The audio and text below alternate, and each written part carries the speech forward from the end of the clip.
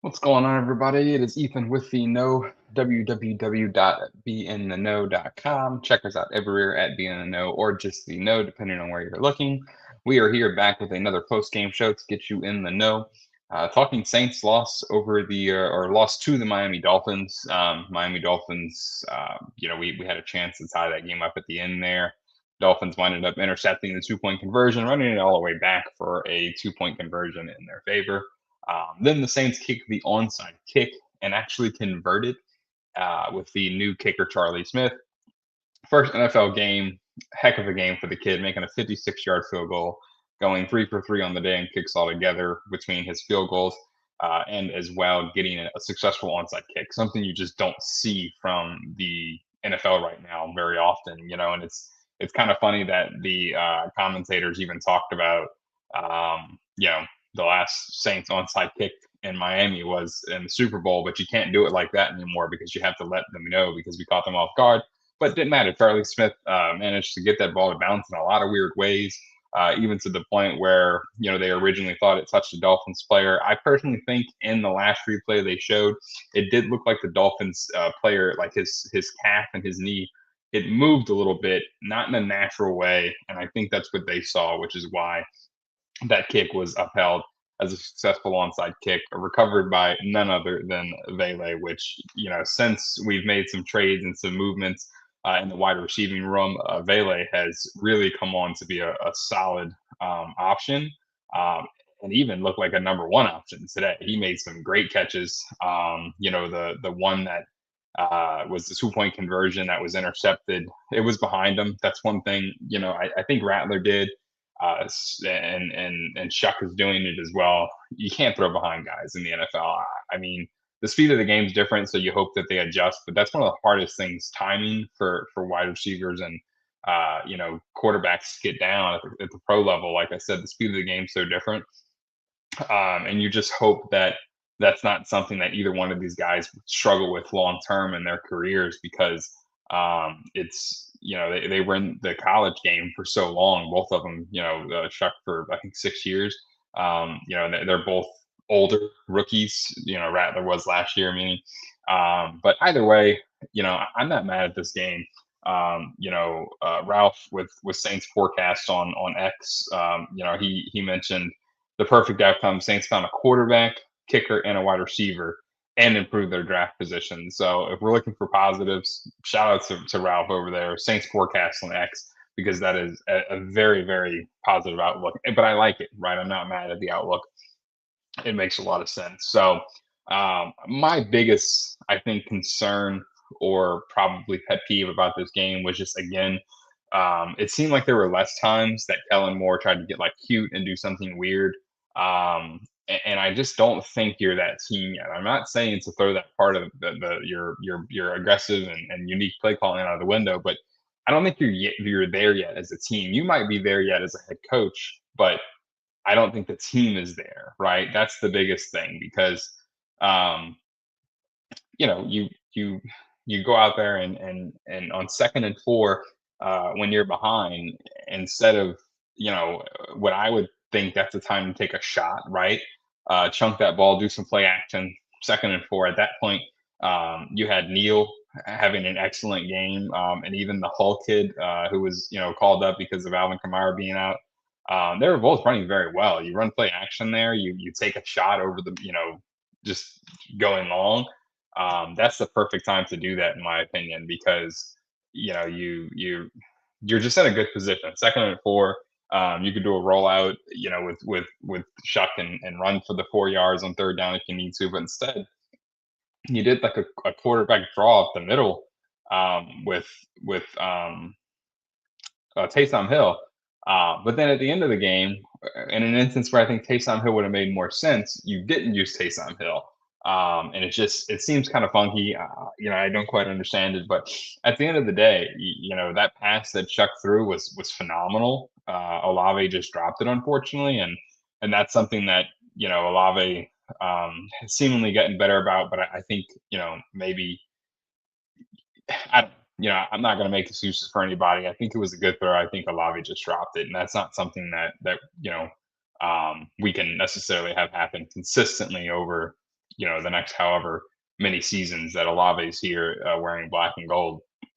Especially when you got guys like Vele who are just waiting to be that number one option. And Vele, build wise, reminds me of none other than I would probably say Marcus Colston. I think he's got a big body.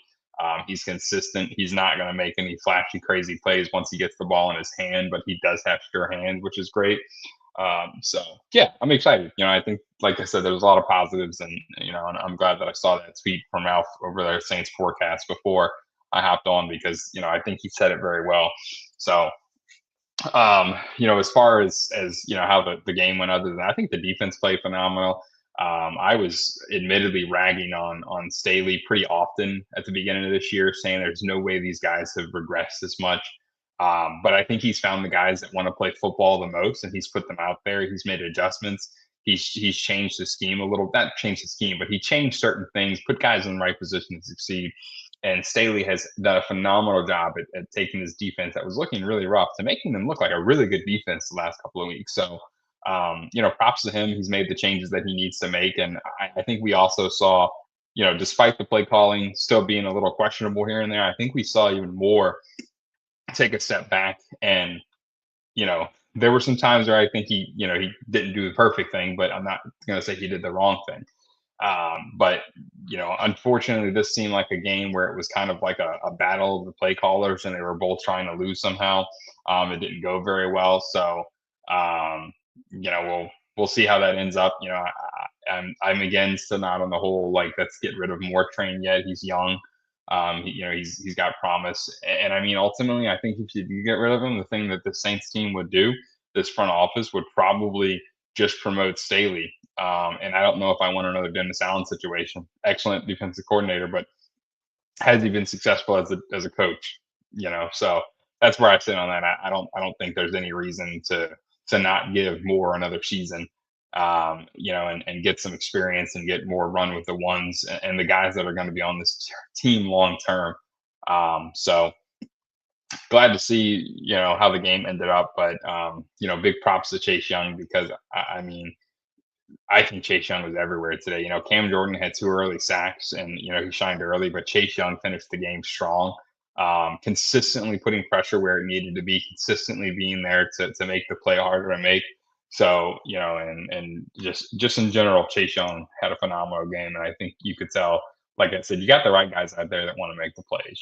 So, but, Chase Young, he just coming off the season, he's fresh and everything like that. So I'm glad to see him playing well, but um, in general, I think the defense had a really good game because I mean, Demario Davis is up by 9 total tackles.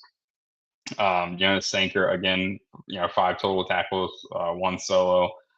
Cameron Jordan 2 sacks, 2 tackle for losses. Breesy had a sack. And Chase Young had the sack, and just really good game. And I personally think that when it comes to um, interceptions, Quincy Riley should have had one too. I still think that was an interception. I think unfortunately it was called incomplete on the field.